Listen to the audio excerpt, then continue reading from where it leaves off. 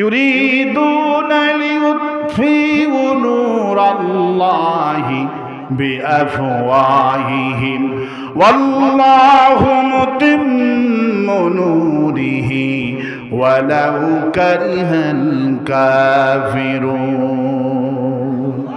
কাফেররা চেয়েছিল মুখের ফু দিয়ে তোমার কোরআন কি নিবে, আমার কোরআনটা তোমার ইসলাম, তোমাকে আমি দায়িত্ব দিয়েছি ইসলামের, এই ইসলামকে ওরা পার্লামেন্ট আইন পাস করে নিষিদ্ধ করলো, কিন্তু মুখের ফু দিয়া ইসলাম নিবানো যাবে না। মুতিম্মু নূরিহি, এটা আমার আলো, এটা আমার নূর, আমার নূর যারা নিষিদ্ধ করবে ওরাই নিষিদ্ধ হয়ে যাবে।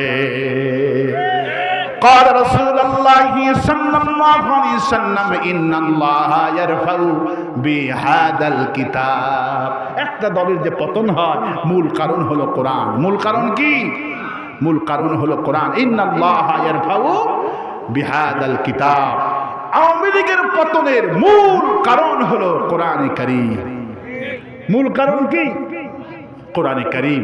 সুতরাং নামাজটা পড়ব কার জন্য? রোজাটা করবো কার জন্যে? হাজটা করবো কার জন্যে? বউকে পিটাবো কার জন্যে?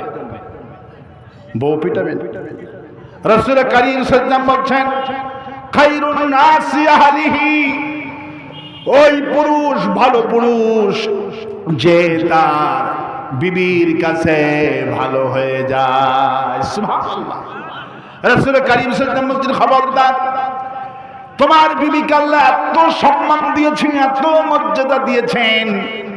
রাসূল কারীম সাল্লাল্লাহু আলাইহি ওয়াসাল্লাম বদরের জিহাদের কথা বললেন, আর বললেন যদি তোমরা কেউ বিবিকে সম্মান করতে পারো, বিবির খেদমত করতে পারো, আল্লাহ বদরের সওয়াব আমুল্লামায় দিয়ে দিবে। কোন সুবহানাল্লাহ। বদরের যুদ্ধের দিনে উসমান রাদিয়াল্লাহু তাআলা আনহু বিশ্বনবীর জামায় সুবহানাল্লাহ বলে ফোপায় ফোপায় বিশ্বনবীর কাছে কাঁদতেছে, রাসূলুল্লাহ আমি মনে হয় বদরে জিহাদে যেতে পারবো না। হুজুরদের শুনে কান্না শুরু করে, ওসমান তুমি কি বলো? তোমাকে ধরে হলো 313 জন। কয়জন?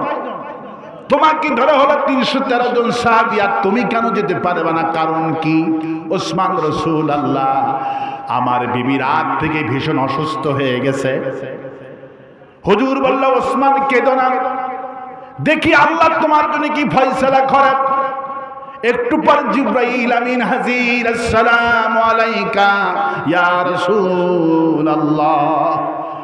আপনি ওসমানকে বলে দেন জিহাদে যাওয়া লাগবে না, বদরে যাওয়া লাগবে না। যদি নিজের বিবি অসুস্থ হয়েছে, আল্লাহ আমাকে জানিয়ে দিয়েছেন ওসমান যদি নিজের বিবির খেদমত করতে পারে, জিহাদে যাওয়ার পর, বদরে যাওয়ার পর যত সাহাবীরা জিহাদ করার পর সওয়াব অর্জন করবে, আর ওসমান যদি নিজের বিবির অসুস্থ হয়েছে সেবা করে, বদরের সওয়াব আল্লাহ আমুলনামায় লিপিবদ্ধ করে দিবে।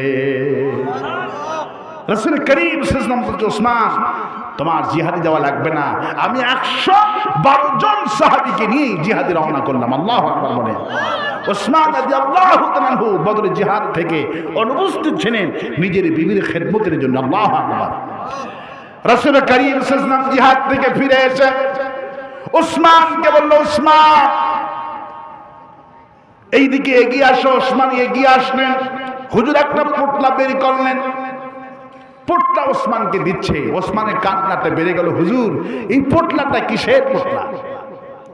হুজুর বলল ওসমান নে, আল্লাহ আমরা যে জয়ী হয়েছি, কাফেরদের টাকা পয়সা যা পেয়েছি এগুলি গনিমতের মাল বলা হয়। কি বলা হয়?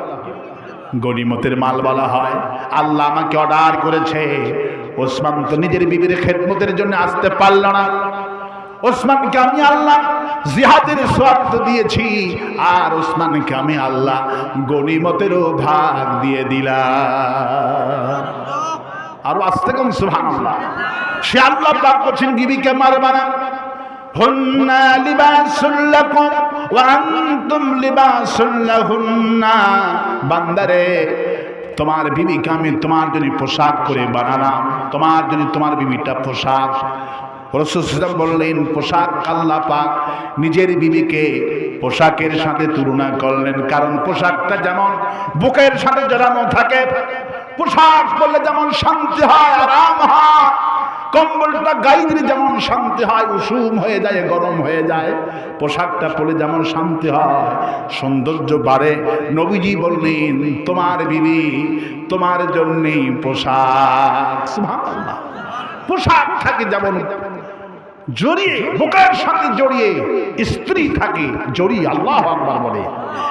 এত বড় দুর্বল পয়েন্ট আর নাই। আপনার মাটা খারাপ, আপনার বোনটা খারাপ, আপনার খালা খারাপ, আপনার অত দুঃখ লাগবে না। যদি বিবি খারাপ হয়, কারোর সাথে 10 মিনিট 1 মিনিট মোবাইলে ভিডিও কলে কথা বলে। পরশুদিনে নোয়াখালীর একটা ছেলে, তার বন্ধু দুবাই থাকে, তার স্ত্রী ভিডিও কলে কথা বলছে মাত্র কয়েক মিনিট। এটা ভাইরাল হওয়ার পর ওই বন্ধু দুবাই আত্মহত্যা করেছে। জামার স্ত্রী কেন তার সাথে ভিডিও কলে কথা বলতে গেল? আমার ভাইয়েরা, বিবিকে আল্লাহ পাক এত সুন্দর করে বানিয়েছেন, মহব্বত করে সৃষ্টি করেছেন, লিবাস পোশাক করে তৈরি করেছেন। নবী করিম সাল্লাল্লাহু আলাইহি ওয়াসাল্লাম ব্যাখ্যায় বলেছেন পোশাক কেন আল্লাহ পাক পোশাকের কথা বলেন, কারণ পোশাকের অনেকগুলি কোয়ালিটি, পোশাকের অনেকগুলি কোয়ালিটি। পোশাক পরলে সৌন্দর্য বৃদ্ধি হয়। পোশাকের কাম হলো শরীর গোপন করা। পোশাকের কাম কি? শরীর গোপন করা, ঢেকে রাখা।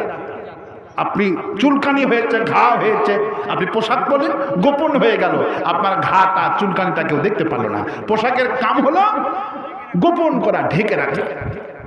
নবী করিম সাল্লাল্লাহু আলাইহি ওয়াসাল্লাম বলছেন আল্লাহ যে তোমাকে, তুমি স্ত্রী স্বামীর পোশাক, তুমি স্বামী তোমার বিবির পোশাক। রাসূলুল্লাহ বললেন তুমি তোমার বিবির কি গোপন করবা, তুমি কি ঢেকে রাখবা? নবীজি বললেন তোমার বিবি যখন কোনো ভুল কাম করবে, কোনো অসৎ কাম করে বসবে, তোমার বিবির ওই দোষগুণগুলি বাপের কাছে বলো না, পাড়া প্রতিবেশীর কাছে বলো না। আল্লাহ পাক তোমাকে পোশাক করে বানিয়েছে, তুমি ইচ্ছা করলে তালাক দিতে পারবা, ইচ্ছা করলে মারতে পারবা, কিন্তু আল্লাহ পাক বলছেন তুমি পোশাকের কাজ হলো গোপন করা, ঢেকে রাখা। তোমার বিবির যত দোষ গুণ আছে বান্দারে, তুই কারো কাছে বলিস না, মায়ের কাছে বলিস না, বাবার কাছে বলিস না, পাড়া প্রতিবেশীর কাছে বলেও না।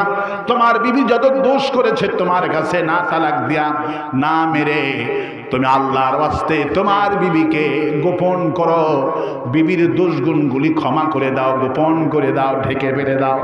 নবী করিম সাল্লাল্লাহু আলাইহি ওয়াসাল্লাম বললেন আল্লাহ পাক আরশ আজিম থেকে একটা ফেরেশতা পাঠান, ফেরেশতা এসে ঘোষণা করে আল্লাহ তোমাকে আমাকে খোঁজ খবর দেওয়ার জন্য তোমার বাড়িতে পাঠিয়ে দিয়েছেন। তুমি যখন তোমার বিবির দোষ গুণগুলি ঢেকে দিয়েছো, মাফ করে দিয়েছো, তালাক দিতে পারতা, মারতে পারতা। তুমি যখন তোমার বিবিটাকে তালাক না দিয়ে তোমার বিবিটাকে ক্ষমা করে দিয়েছো, আল্লাহ আমার মাধ্যমে তোমাকে সুসংবাদ দিচ্ছে, আল্লাহ তোমার জিন্দেগির গুনাহ মাফ করে দিয়েছে।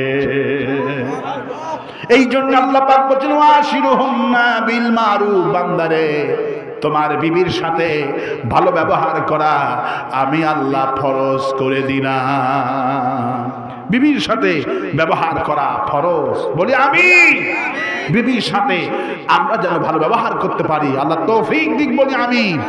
আফালা ইয়াতাদাব্বারুনাল কুরআন, আল্লাহ পাক বলেছেন কোরআন নিয়ে গবেষণা করো।